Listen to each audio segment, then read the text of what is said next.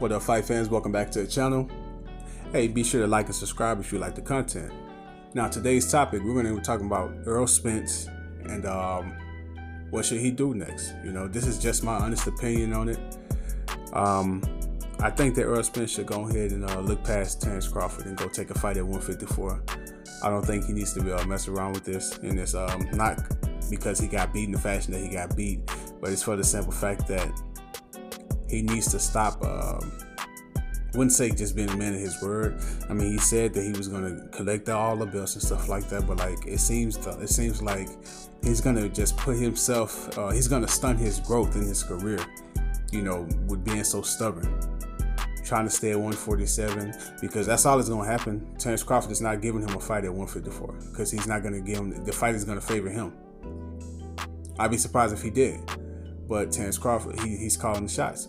And honestly, like if his reasoning to it is we were fighting for Undisputed, man. If we go to 154, we ain't fight for nothing. So that is kind of valid, but also on Errol Spence's end, man, he need to go ahead and move forward.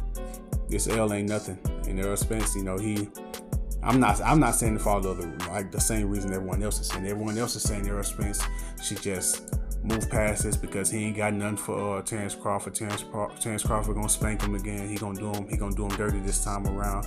Not all that, man, because we know that Errol Spence is a dog. He wants to stay in there and fight. No one threw the towel in for him. He wanted to stay in there and fight. He went out on the shield. But what I'm saying is this: he needs to definitely think about moving up and just moving past this fight. Stop trying to stay down and prove something to someone. You ain't got nothing to prove, man.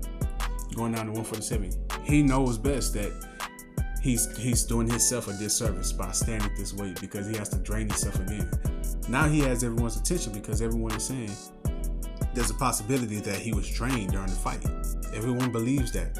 No one else is talking. Like almost, man, about 60 to 70% of the channels are talking about his weight being an issue in that fight. Everyone is saying the same thing. So if he take that step up and go to 154, he's got everyone's attention again. Errol Spence always had a strong fan base. He didn't lose any fans. Errol Spence has a very strong fan base.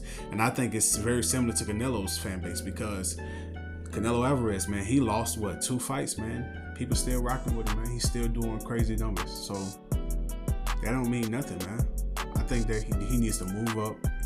A lot of people are going to be interested in seeing this because this is going to be his first time moving up in weight. He stated he was at 147 for like 10 plus years. Like, no fighters normally don't do that. Most fighters will move on. Like, he started at 147. Most people would expect Errol Spence to be at 168 right by now. Just like Canelo Alvarez. Canelo Alvarez he was at 147 when he fought Floyd, I believe. Probably a little bit bigger, around 150-ish. But he moved up and went to 168 because that's what you do. You don't stay at that weight too long. The older you get, the harder it becomes for you to shred that weight off.